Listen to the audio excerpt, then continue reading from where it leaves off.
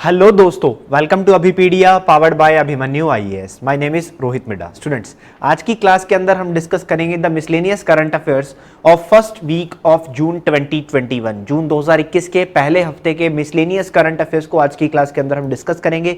Current affairs को weekly हम 3 part में डिस्कस करते हैं, यानी कि वीकली हमारी 3 क्लासेस होती हैं करंट अफेयर्स की। एक होती है करंट जीके की क्लास, एक होती है इकोनॉमिक जीके की क्लास और एक होती है मिसलेनियस जीके की क्लास। क्योंकि इनको हमने टॉपिक वाइज डिवाइड किया हुआ है, तो करंट अफेयर्स की 3 क्लासेस हमारी वीकली होती है। तो आज का जो हमारा सब्जेक्ट है, मतलब आज की हमारी जो करंट अफेयर की क्लास है, वो है पार्ट मिसलेनियस जीके का।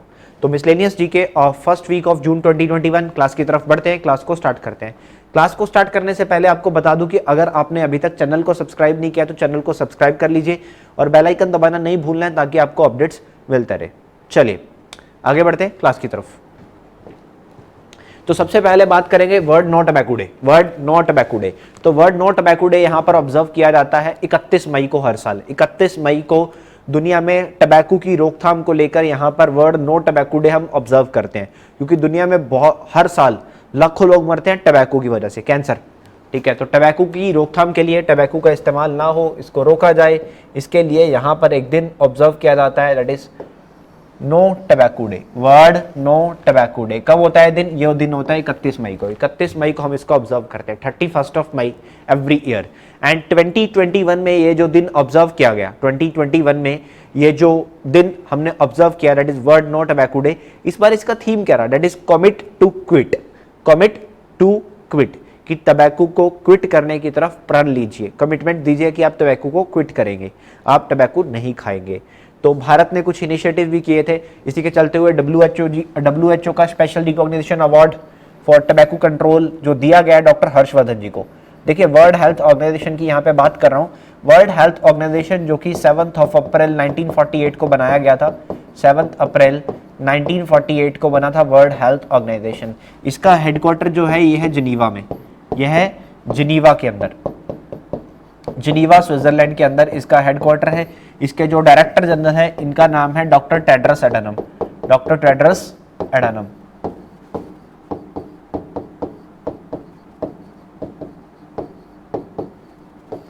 Doctor Tedros Adhanom, he is the director general of WHO।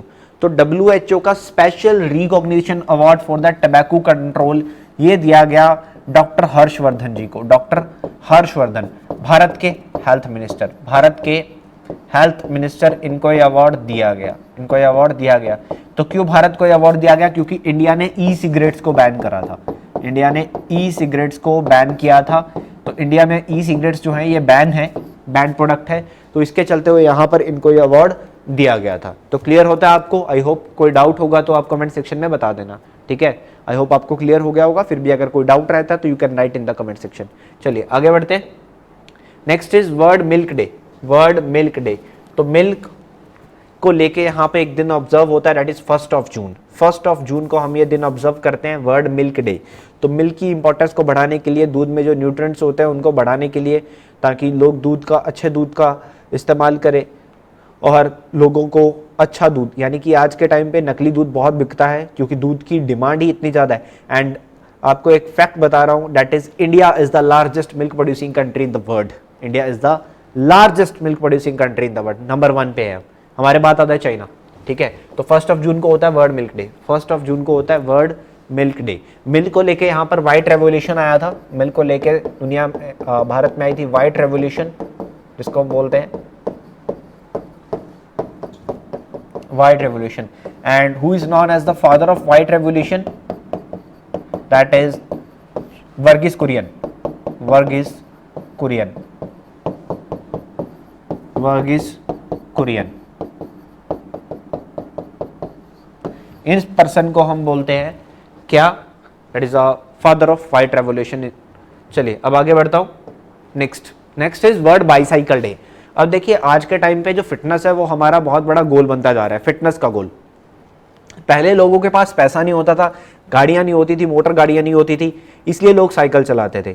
आज लोगों के पास पैसा है, फिटनेस नहीं है, तो लोग फिटनेस पाने के लिए साइकिल चलाते हैं।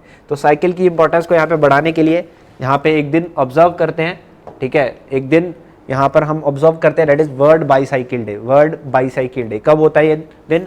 3 जून को ऑब्जर्व किया जाता है। 3 जून को हर साल इसको ऑब्जर्व हम करते हैं। एक तो रीजन वैसे ये भी आ रहा है ना कि पेट्रोल ही इतना महंगा हो रहा है तो साइकिल चलाना ही पड़ेगा भैया, ठीक है। पेट्रोल ही इतना महंगा होता जा रहा है तो सरकार भी लोगों को लगी हुई है फिटनेस की तरफ लेके जाने के लिए कि नहीं, हम पेट्रोल का दाम ही इतना बढ़ा देंगे, हम तुमको मजबूर कर देंगे फिटनेस की तरफ ध्यान देने के लिए।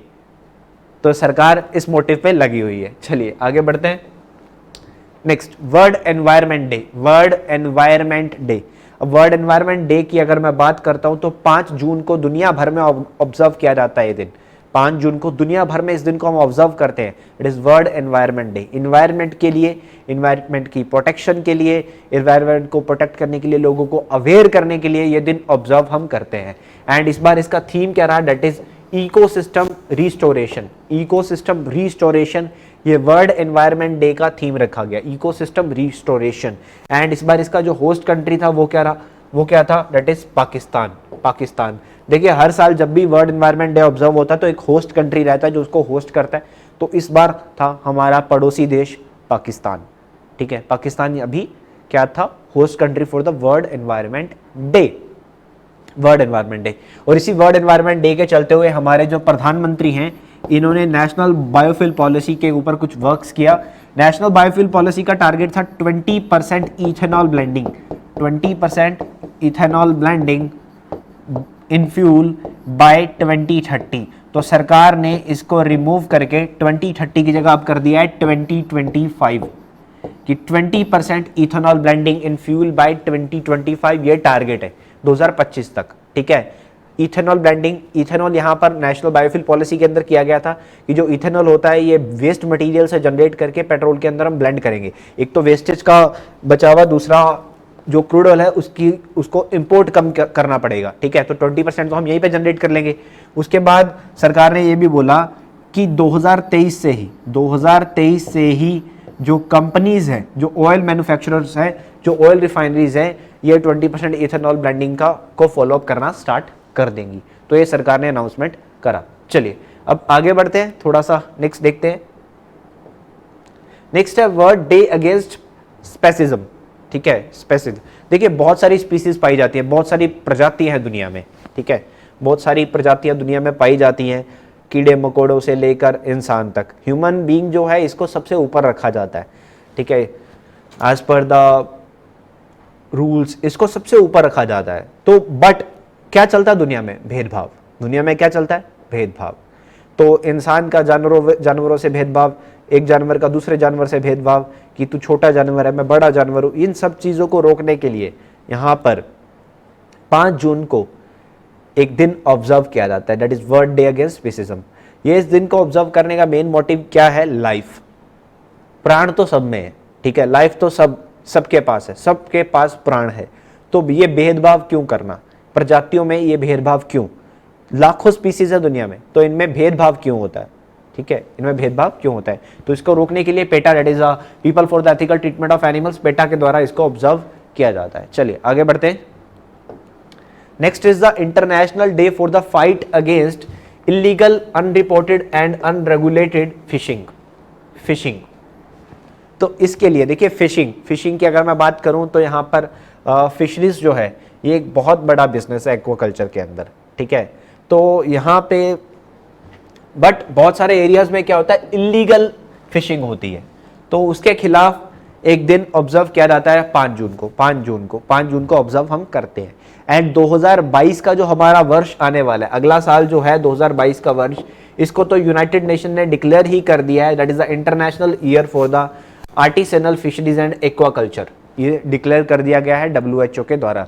ये ध्यान में रखना आपको कौन सा वर्ष डिक्लेयर किया गया है, ये बहुत इंपॉर्टेंट है, इसको लेके पेपर में क्वेश्चन आएगा। चलिए आगे बढ़ते हैं। नेक्स्ट, वर्ल्ड हेल्थ असेंबली ने डिक्लेयर कर दिया 30 जनवरी को अब हर साल ऑर्गेनाइज किया जाएगा क्या, world neglected tropical diseases day. ऐसे ट्रॉपिकल डिसीज जिनको निग्लेक्ट किया जाता है, कौन कौन से डिसीज, स्नेक बाइट, स्कैबीज, याज, ठीक है, ट्रैकोमा, ठीक है, चैगस डिसीज, इन सबको बेसिकली निग्लेक्ट करते हैं। तो इसके लिए एक दिन ऑब्जर्व किया जाएगा, that is a world neglected tropical diseases day. जिसको सरकार ध्यान नहीं देती, ऐसे डिसीजेज के ऊपर जिसके ऊपर सरकार फोकस नहीं करती है, ऐसे डिसीजेज को लेके एक दिन अब से ऑब्जर्व किया जाएगा।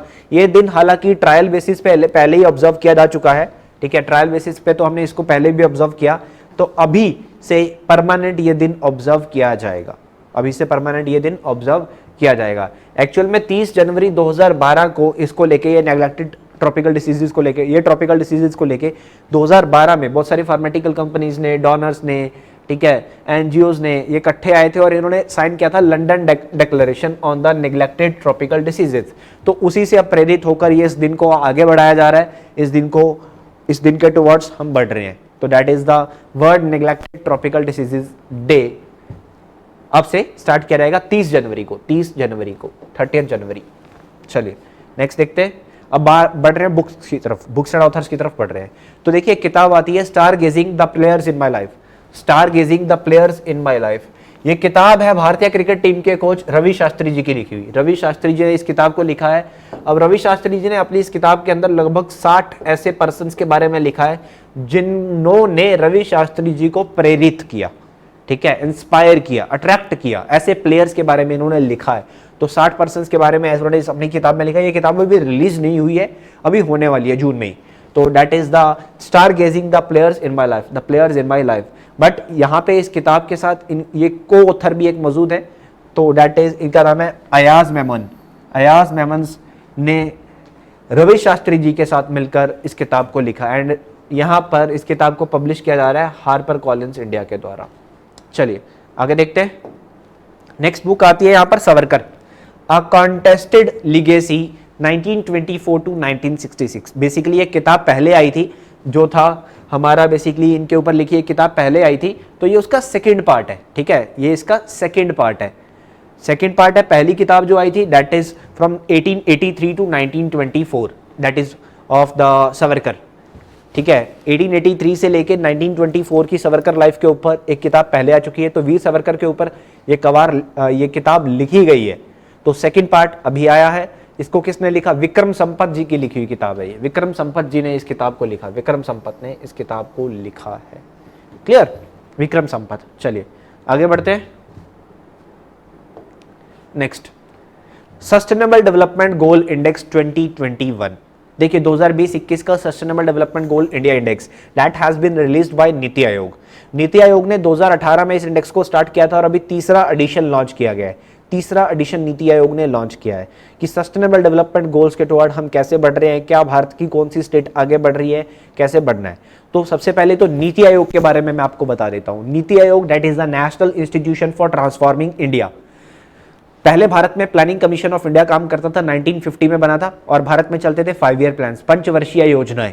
तो इन 5 ईयर प्लान्स को planning commission of India regulate करता था, ठीक है। और इन 5 ईयर प्लान्स के चलते हुए इंडिया में डेवलपमेंट होती थी। बट ये 5 ईयर प्लान्स चलते गए 2014 में जब आती है एनडीए की गवर्नमेंट, मोदी सरकार जब आती है, तो मोदी सरकार ने आते ही ये बोला कि ये जो प्लानिंग कमीशन ऑफ इंडिया है, पहली बात तो इसको निकालो, ये अपना काम सही ढंग से करता ही नहीं है, तो हम प्लानिंग कमीशन ऑफ इंडिया के साथ कंटिन्यू नहीं करेंगे। तो इन्होंने प्लानिंग कमीशन ऑफ इंडिया को रिप्लेस करके एक बॉडी बनाई, NITI Aayog. NITI Aayog on 1 January 2015 planning commission of India was replaced by NITI Aayog and the full form of NITI is it is national institution for transforming India. National institution for transforming India, basically it is a policy making institution, a think tank that works for the government of India. And इसका आगे बात करूं तो it is a non constitutional and non statutory body, non constitutional non statutory body. And इसके जो chairperson होते हैं that is by default PM of India, prime minister of India. Same with the PCI, planning commission of India में भी यही होता था। And इसके जो वाइस चेयरमैन अभी हैं, इनका नाम है doctor Rajiv Kumar and there is a one CEO that is the chief executive officer mister Amitabh Kant. तो नीति आयोग रिलीज करता है क्या? Sustainable development goal index. तो ये जो sustainable development goal index release किया गया, इसमें किस भारतीय राज्य ने टॉप किया है? ये भारतीय राज्य है Kerala with the score of 75। Kerala ने यहाँ पे टॉप किया। एंड अगर मैं बात करूं यूनियन टेरिटरीज की, तो यूनियन टेरिटरीज के केस में यहाँ पर टॉप किया है चंडीगढ़ ने। क्लियर? एंड थर्ड अगर मैं बात करूं यहाँ पर वर्स्ट एरियाज की, वर्स्ट स्टेट कौन सा रहा? तो Bihar is declared as the worst state, यहाँ पर डिक्लेयर किया गया। उसके अलावा तमिलनाडु एंड हिमाचल प्रदेश ये सेकंड नंबर पे रहे, that is a score of 74, ये सेकंड नंबर पे रहे। क्लियर हुआ। एंड ये जो डिक्लेयर किया गया थर्ड एडिशन, इसका थीम क्या रहा, that is partnerships in the decade of action. Partnerships in the decade of action, ये यहां पर थीम भी रखा गया इसका। आई होप आपको क्लियर हो गया होगा। There are 17 sustainable development goals which we have to achieve by 2030, which we have to achieve by 2030। चलिए अब आगे बढ़ते हैं, नेक्स्ट देखते हैं। Next is the world employment and social output trends report of international labour organisation. International labour organisation was established in 1919, 1919 में बना था लेबर ऑर्गेनाइजेशन। एंड ये वर्क कर रहा है जिनीवा में, हेडक्वार्टर है इसका, दुनिया में लेबर को लेकर वर्क कर रहा है। बाद में जब यूएन बन गया तो ये यूएन का हिस्सा बन गया था। तो इसकी एक रिपोर्ट आती है कि एम्प्लॉयमेंट पे क्या इफेक्ट पड़ा कोविड का। उसके बाद तो कोविड के इम्पैक्ट की बात करते हैं तो 100 मिलियन से ज्यादा व्यक्ति जो है ये गरीबी रेखा के नीचे, ठीक है। ये किसकी वजह से आए, कोविड की वजह से आए। ये किसकी वजह से आए, कोविड की वजह से 100 मिलियन से ज्यादा जो लोग हैं ये गरीबी रेखा के नीचे आ चुके हैं। उसके बाद 75 मिलियन जॉब्स जो हैं ये इस साल के एंड तक यहां पर देखा गया कि शॉर्टेज में है, ठीक है। अगर पेंडेमिक नहीं आता तो ये लोग आज काम कर रहे होते, ये यहां पर इस रिपोर्ट में बताया गया। उसके बाद इस रिपोर्ट को 2019 से कंपेयर किया गया। 2019 के कंपैरिजन में 108 मिलियन वर्कर्स जो हैं ये एक्सट्रीमली और मॉडरेटली पुअर की कंडीशन में आ चुके हैं, ठीक है। एंड मतलब इसका कहने का कि वो और उनकी फैमिली के पास लेस देन $3.2 पर डे मिलता है इनको, ठीक है। पूरी फैमिली का जो इनकम है वो 3.2 पर डॉलर इनकम इनको मिलता है, तो बहुत ही कम अमाउंट है, ठीक है। ये वर्ल्ड बैंक पॉवर्टी लाइन जो डिक्लेयर की गई है उसके अकॉर्डिंगली ये वैल्यू यहाँ पर अनाउंस की गई है। तो बहुत सारे जो लोग हैं कोविड की वजह से इनको अनएम्प्लॉयमेंट का सामना करना पड़ रहा है, लोगों को 2 वक्त का खाना नहीं मिलना, भूखमरी इतनी बढ़ गई है, महंगाई इतनी बढ़ती जा रही है, क्योंकि जो डिमांड एंड सप्लाई है उसमें भी प्रॉब्लम आती है। तो जो महंगाई है, इन्फ्लेशन है, उसके प्राइसेस बढ़ते जा रहे हैं, इन्फ्लेशन बढ़ती जा रही है, क्लियर, इन्फ्लेशन बढ़ती जा रही है। तो वर्किंग आवर्स में काफी लॉस हुआ है, ठीक है। Many people have help into their jobs but have seen their working hours cut, तो उनके जो वर्किंग आवर्स है वो काफी कट आ रहे हैं। उसके बाद 2020 में 8.8% of global working hours were lost, इतना टाइम वेस्ट हुआ, ठीक है।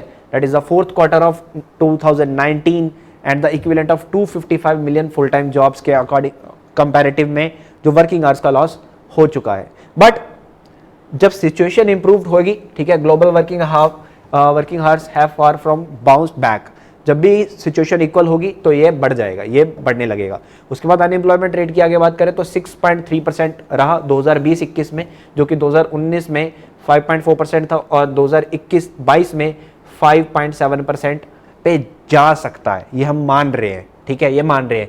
ये वुमेन एम्प्लॉयमेंट की अगर बात करूं, इसमें वुमेन अनएम्प्लॉयमेंट में देखा जा रहा है कि बहुत सारी जो वुमेन्स हैं इनकी नौकरियां चली गई। तो पहले तो वुमेन्स वैसे ही अनएम्प्लॉयमेंट रेट में चलती थी, वुमेन्स को पहले वैसे ही नौकरियां नहीं मिलती थी और अब मिल रही हैं, तो फिर से कोविड का इम्पैक्ट इसके ऊपर भारी पड़ रहा है, तो नौकरियां नहीं मिल रही, ठीक है। तो बहुत सारे लोग हैं जिनको ये कोविड इफेक्ट कर रहा है, बहुत अच्छे लेवल पे इफेक्ट कर रहा है।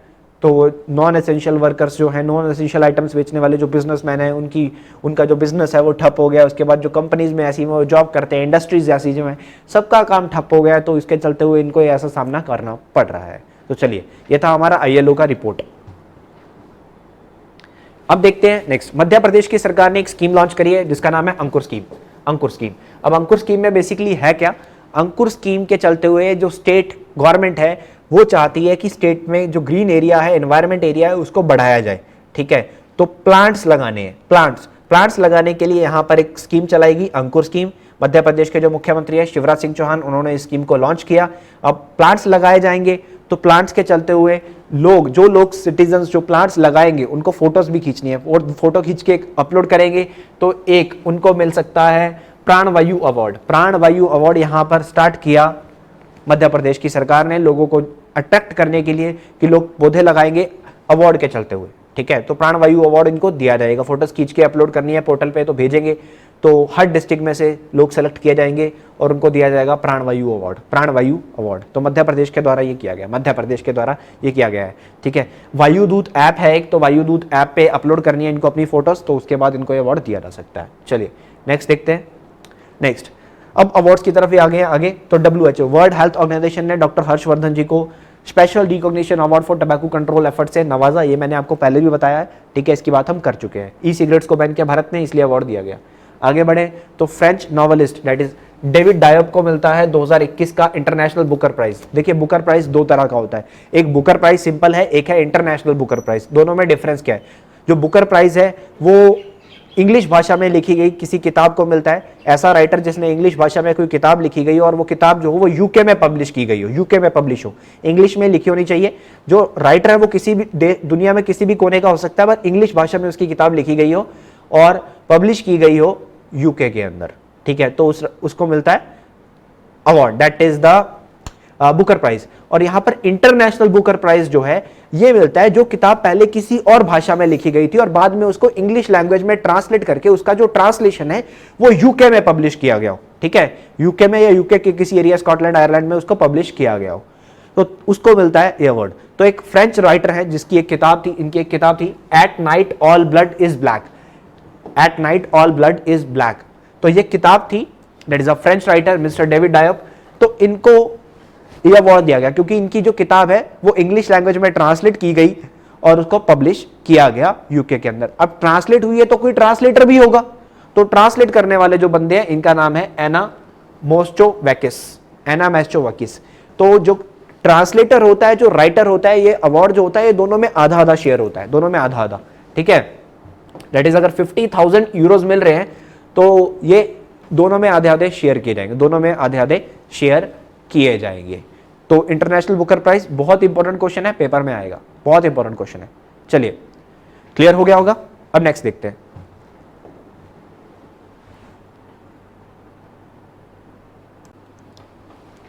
नेक्स्ट हमारे पास है TTL photographer of the year award for the 2021, that is for the nature award, nature photographer award. ये अवार्ड दिया गया है केरला के रहने वाले थॉमस विजयान जी को। थॉमस विजयान जी ने एक ऑक्टोविन की पेड़ पे चढ़ते हुए की फोटो खींची थी, उनकी इस फोटो के कारण इनको यह अवार्ड दिया गया। एंड इस फोटो को जो टाइटल दिया गया that is the world is going upside down, इस फोटो को ये टाइटल दिया गया और इसके लिए ये केरला बेस्ड जो भारतीय ओरिजिन के हमारे जो फोटोग्राफर हैं थॉमस विजयान जी, इनको यह अवार्ड दिया गया। चलिए आगे देखते हैं। नेक्स्ट, 3 भारतीय पीस कीपर्स को यहां पर यूनाइटेड नेशन मेडल से पोस्टुमोसली नवाजा गया, ठीक है, यानी कि इनके मरने के बाद इनको यूएन मेडल दिया गया, that is for the sacrifice in line of duty. एक तो है यहां पर कॉर्पोरल युवराज सिंह, कॉर्पोरल युवराज सिंह जो कि यूनाइटेड नेशन मिशन पे अपॉइंटेड थे साउथ सुडान में। उसके बाद 2 सिविलियंस पीस कीपर, इनका नाम है इवान माइकल पिकार्डो, ठीक है, एंड मूलचंद यादव, एंड मूलचंद यादव, इन तीनों को यहां पर नवाजा गया UN medal for the sacrifice in line of duty. चलिए नेक्स्ट देखते हैं। दूसरा यूनाइटेड नेशन का ग्लोबल सस्टेनेबल ट्रांसपोर्ट कॉन्फ्रेंस, ठीक है, यूनाइटेड नेशन का ग्लोबल सस्टेनेबल ट्रांसपोर्ट कॉन्फ्रेंस, ये अक्टूबर 2021 में कंडक्ट किया जाएगा, ठीक है। तो इसके लिए यहां पर चाइना जो है वो होस्ट करने वाला है, ठीक है, तो चाइना जो है वो होस्ट करने वाला है बीजिंग में। इससे पहले वाला जो हुआ था, यानी कि ये सेकंड है, तो पहला जो कॉन्फ्रेंस था ये 2016 में हुआ था अशगाबाद तुर्कमेनिस्तान में, तुर्कमेनिस्तान में पहला वाला कंडक्ट किया गया था आज से 4-5 साल पहले, और अभी ये दूसरा हो रहा है। उन्हें तो ये मई में वाला था बट इसको पोस्टपोन किया गया है अक्टूबर 2021 तक, कोविड-19 के चलते हुए इसको पोस्टपोन कर दिया गया। तो यूएन के द्वारा ये जो global sustainable development transport conference है इसको अब चाइना होस्ट करने वाला है, चाइना होस्ट करने वाला है। नेक्स्ट, ब्रिक्स का फॉरेन मिनिस्टर का meeting, BRICS that is Brazil, Russia, India, China, South Africa, 5 countries का बनाया हुआ ग्रुप है। तो इसका जो फॉरेन मिनिस्टर का मीटिंग था ये इंडिया ने अभी होस्ट किया। इंडिया की तरफ से हमारे जो एक्सटर्नल अफेयर्स के मिनिस्टर हैं दैट इज सुब्रमण्यम जयशंकर जी, इन्होंने होस्ट किया है। एंड देखिए 2021 की जो प्रेसिडेंसी है ब्रिक्स की वो इंडिया के पास है, तो इसीलिए इंडिया इसको होस्ट कर रहा है, चेयर कर रहा है ये मीटिंग्स को, क्लियर।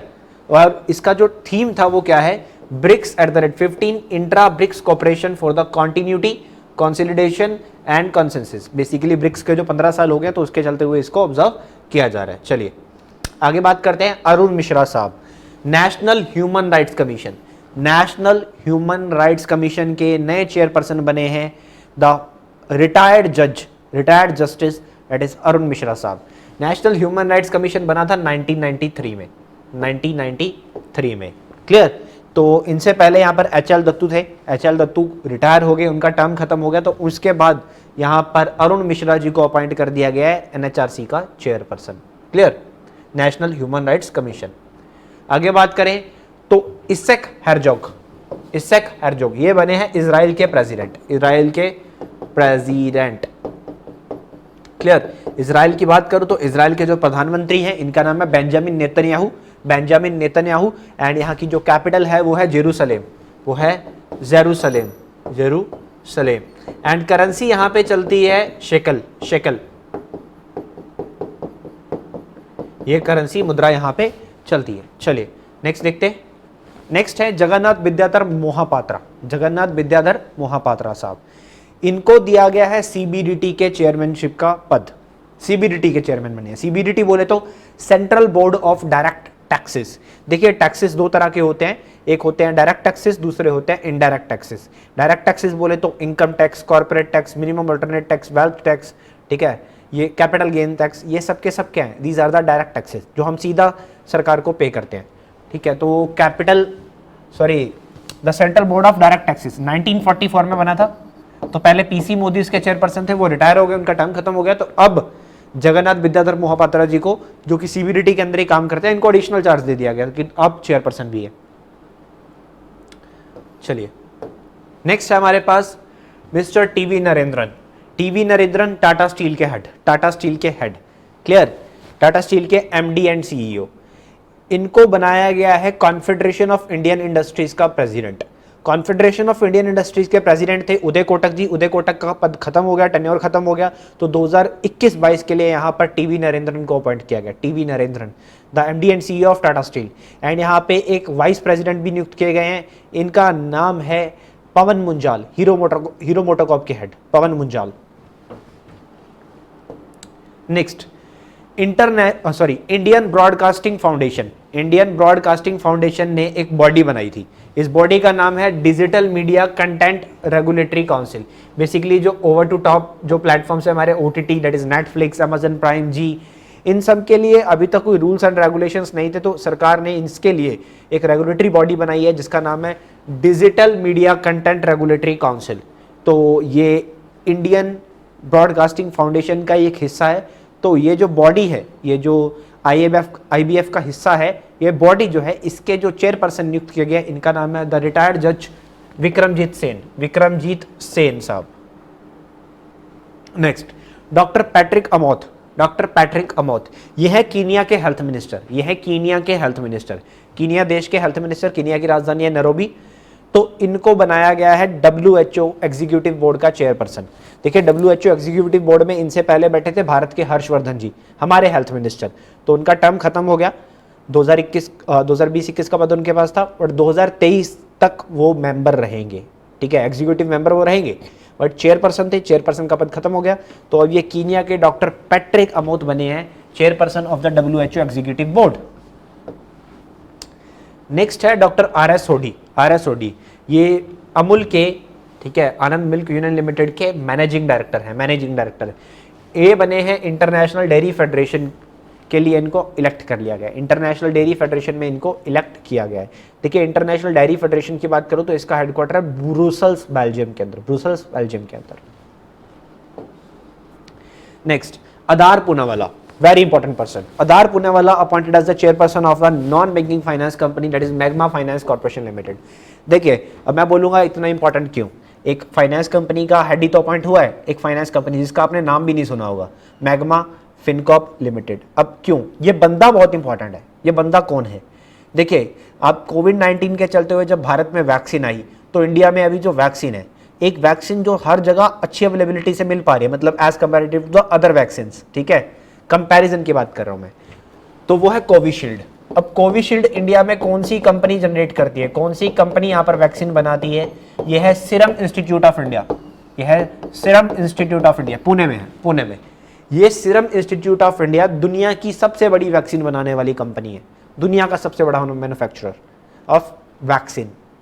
ठीक है, सिर्फ कोविड वैक्सीन नहीं, बाकी जितनी भी वैक्सीन आते हैं, तो ये दुनिया की सबसे बड़ी वैक्सीन बनाने वाली कंपनी है। तो सीरम इंस्टीट्यूट ऑफ इंडिया जो है, इसके जो सीईओ है वो है अदार पूनावाला, यही बंदा हेड है, यही बंदा इसका हेड है। एक्चुअल में आधार पूनावाला ने इस कंपनी के, ठीक है, इसकी एक कंपनी है that is Rising Sun Holding Private Limited, तो इसने जो है ये मैग्मा फाइनेंस कॉर्पोरेशन लिमिटेड का शेयर खरीदा है, शेयर खरीद लिए हैं, 3456 करोड़ रुपए के शेयर खरीदे हैं इसने, तो इसलिए ये अब इसके हेड बन गया, इस बंदे ने कंपनी खरीदी है। Next, vice admiral Ravneet Singh, ये बने हैं the deputy chief of the naval staff. Naval staff के डेप्यूटी चीफ यहाँ पर अपॉइंट किया गया, that is Ravneet Singh, vice admiral Ravneet Singh. उसके बाद बात करें एयर मार्शल विवेक राम चौधरी जी, ये बने हैं vice chief of air staff, पहले नेवल स्टाफ था अब एयर स्टाफ है। नेक्स्ट, स्पोर्ट्स की तरफ बढ़ते हैं। अब स्पोर्ट्स की अगर हम फर्दर बात करें तो इंडिया इंटरनेशनल क्रिकेट काउंसिल 1909 में बना था, इसका हेडक्वार्टर दुबई में है। तो आईसीसी ने जो men's one day international cricket world cup है उसको 14 टीम्स का बना दिया है। पहले ये 14 टीम्स का होता था, बट अभी ये 10 टीम का बना दिया गया था, ठीक है, 10 ही टीमें होती थी। अब 2027 और 2031 में होने वाले वर्ल्ड कप में फिर से 14 टीमें ही होंगी, 14 टीम्स ही होंगी, ये अनाउंस किया गया है। उसके बाद जो T20 वर्ल्ड कप है उसमें 20 टीमें होंगी, उसमें अब से होंगी 20 टीम्स। नेक्स्ट है हॉकी इंडिया। हॉकी इंडिया को यहां पर मिला एटीएनए ग्लिचिक अवार्ड, ठीक है, ये अवार्ड यहाँ पे दिया गया हॉकी इंडिया को। हॉकी इंडिया जो कि बॉडी है यहाँ पर, तो इसको इंटरनेशनल हॉकी फेडरेशन के द्वारा ये अवार्ड दिया गया, क्योंकि इंडिया में हॉकी को प्रमोट करने के लिए वो बॉडी वर्क करती है, तो इसी के चलते हुए अवार्ड दिया जा रहा है। इसके अलावा एक प्लेयर दैट इज एक बंदा V Karthikeyan Pandian, the IAS officer and the private secretary to chief minister of Odisha Naveen Patnaik, इनको यहाँ पर सम्मानित किया गया, ठीक है, इनको यहाँ पर सम्मानित किया गया by the international hockey federation. Clear, क्योंकि इन्होंने हॉकी ओडिशा के अंदर हॉकी को आगे बढ़ाने का बहुत अच्छे लेवल पे इनिशिएटिव किया। नेक्स्ट है एशियन एमेच्योर बॉक्सिंग चैंपियनशिप 2021, ये दुबई में कंडक्ट करवाया गया था। तो यहाँ पर भारत की पूजा रानी ने यहाँ पर जीता है 75 किलोग्राम की कैटेगरी में गोल्ड मेडल। हालांकि भारत ने 2 गोल्ड जीते हैं, दूसरे हैं संजीत कुमार मेल की कैटेगरी में 2 गोल्ड जीते भारत ने, 5 सिल्वर और 8 ब्रॉन्ज। तो हम कुछ फीमेल्स ने जीते हैं, कुछ मेल्स ने जीते हैं, ये टोटल अवार्ड बताए गए हैं। तो फीमेल्स ने कौन कौन से जीते हैं, मैरी कॉम, लालभूत शाही, अनुपमा कुंडू, ये सिल्वर मेडल हैं, गोल्ड मेडल एक ही था Pooja Rani, and these are the bronze medals, ये हैं ब्रॉन्ज मेडल्स। और मेल की बात करूँ तो गोल्ड मेडल एक ही है संजीत कुमार, उसके बाद कुछ जो सिल्वर है 2 है, that is the Amit पंगाल and Shiva Thapa, and जो विकास कृष्णा है यादव है एंड वरिंदर सिंह है, इनको मिला bronze medal, next Novak Djokovic the famous tennis player, इनको मिलता है एसोसिएशन ऑफ टेनिस प्रोफेशनल की तरफ से। इन्होंने जीता है बेलग्रेड ओपन टेनिस टूर्नामेंट, इन्होंने जीत लिया है, चलिए नेक्स्ट बात करें तो चेल्सिया ने हरा दिया मैनचेस्टर को, हराकर जीत लिया है UEFA का चैंपियनशिप लीग फाइनल, चेल्सिया ने हराया मैनचेस्टर को। अब नेक्स्ट बात करते हैं ओबिचुरीज की बात करें तो famous freedom fighter and the only surviving member of the first parliament of India, ठीक है, 1950 से 1952 का जो दौर था, तो उसमें ये पर्सन फ्रीडम फाइटर भी थे, क्योंकि कॉन्स्टिट्यूएंट असेंबली में इलेक्ट किया गया था इनको जब ये सिर्फ 28 साल के थे। उसके बाद इन्होंने क्विट इंडिया मूवमेंट में भी हिस्सा लिया था। 19 साल की उम्र में इन्होंने इंडियन नेशनल कांग्रेस ज्वाइन कर ली थी, तो इनका नाम था TM कल्याणन गौंडर, तो ये अब नहीं रहे, इनका देहांत हो गया। नेक्स्ट हमारे पास है डेनमार्क के फॉर्मर प्राइम मिनिस्टर पॉल स्कॉल्टर, अब ये नहीं रहे, इनका देहांत हो गया। डेनमार्क की बात करें तो करेंसी चलती है क्रोन और यहाँ की राजधानी है कोपेनहेगन। तो गाइज ये था हमारा फर्स्ट वीक ऑफ जून 2021 का miscellaneous current affair. I hope आपको सब समझ में आया होगा। अगर किसी तरह का डाउट रहता है, प्रॉब्लम रहती है, कन्फ्यूजन रहती है, you can write in the comment section, आप कमेंट सेक्शन के अंदर पूछ सकते हैं। एंड अगर आपने अभी तक हमारे चैनल को सब्सक्राइब नहीं किया तो चैनल को सब्सक्राइब कर लीजिएगा और बेल आइकन दबाना नहीं भूलना है। तो आज की क्लास को हम यहीं समाप्त करेंगे, मिलेंगे नेक्स्ट क्लास में। It's all for today, thank you so much.